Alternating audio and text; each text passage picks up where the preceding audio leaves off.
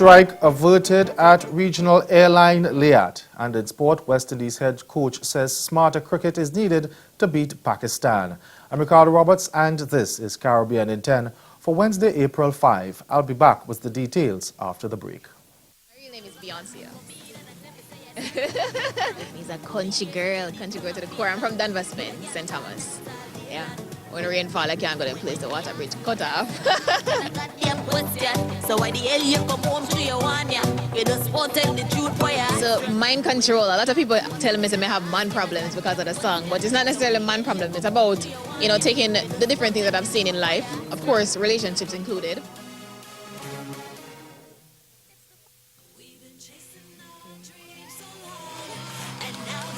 We can do better than that. This is our first Final Four performer for the night, Ruby with an I. Well, definitely, you do have the it factor when it comes to being an artist here at the VI Idol. So with that being said, I'm gonna go ahead and I give you a 10.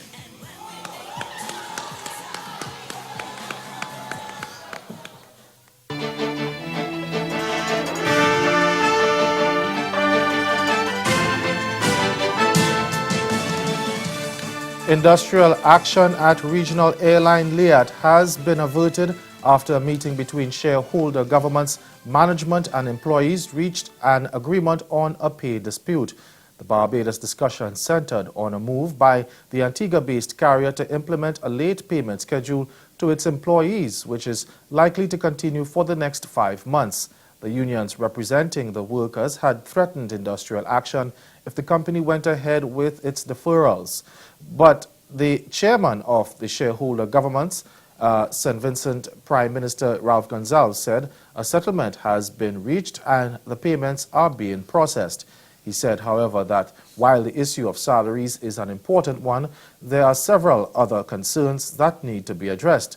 Gonsalves added that there are also moves to set up a technical committee to form a medium-term development plan for the cash-strapped airline. Over in Dominica now, where the Umbrella Dominica Public Service Union yesterday confirmed that it will take part in national economic consultation later this month, but says it will not use the forum to discuss salary increases for public workers. The DPSU has already rejected government's offer of 0% for the period 2015 to 2018 and is sticking to its request for a 15% wage hike. The police have also turned down the 0% offer. DPSU General Secretary Thomas Litang told a news conference that while the union would join in the national dialogue, it expects a separate meeting to discuss a salary increase for its members. Prime Minister Roosevelt Skerrit says the April 24 talks will be an opportunity for all stakeholders to engage in an open and candid discussion on the way forward for the country. Child rights advocates are raising concern over reports of an increasing number of boys being abused in Guyana. A report from the country's Child Care and Protection Agency says that of the 700 cases of sexual abuse reported last year, more than 100 young boys were victims. But the director of the CPA, Anne Green, says she is concerned that many more cases were not reported. We get more from Kristen Mackingham of HGP TV News. The irony of this situation is that the figures for child sexual abuse recorded for the year 2016 is a moderate reflection of the true picture, and that over the years, reports of sexual abuse of boys have been increasing. Because it's a hidden crime. And what we're seeing here may only be the tip of the iceberg. A number of cases go unreported, since some children literally do not have a voice.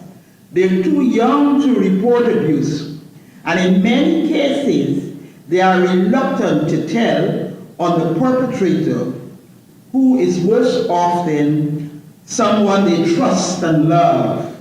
Ms. Green pointed out that parents have also proven to be a serious threat to children's health and development. She explained that the alarming frequency of child sexual abuse is cause for concern, particularly because of the infrequency with which perpetrators are brought to justice. Report from Christian McClingham of HGP TV.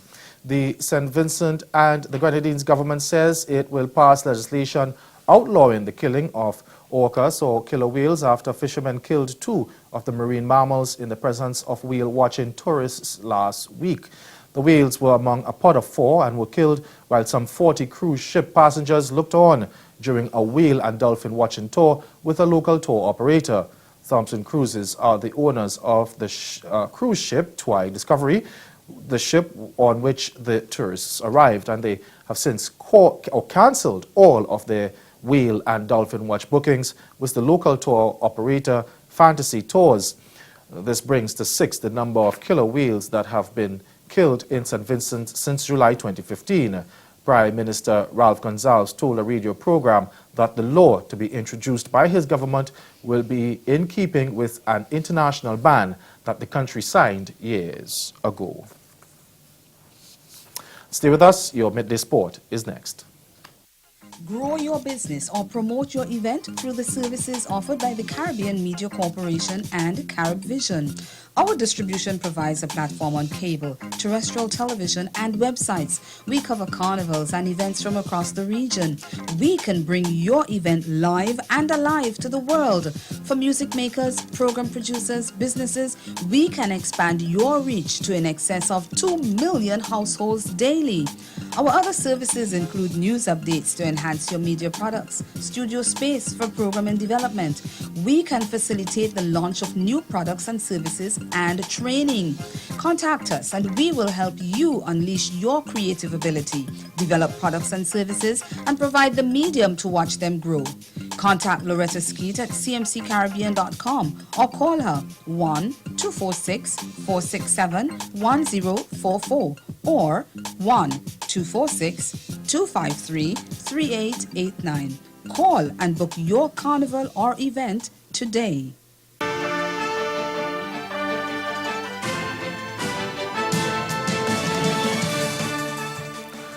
West Indies head coach Stuart Law says the regional side will have to raise their game and play smarter cricket if they are to get the better of Pakistan in the 3-match one-day series starting on Friday. The hosts are coming off an emphatic 3-1 loss to Pakistan in the preceding 4-match T20 International Series and find themselves under pressure ahead of the one-day rubber.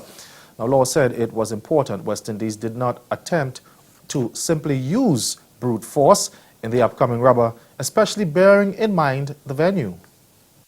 Form is one thing, but determination and the way that these boys go about their cricket, we understand now that it's not going to be easy. Pakistan are a quality unit, so we're going to have to train hard, put our thinking caps on, and play smarter rather than just use our brute force. The conditions here may not suit the brute force style of play, but once we have a look at the centre wicket.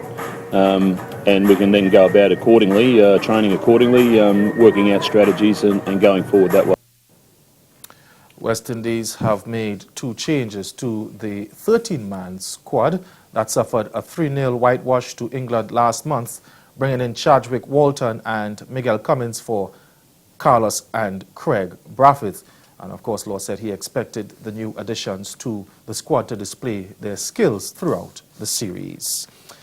That's Caribbean in 10. Join us again at 6:30 for Caribbean Newsline. Good afternoon.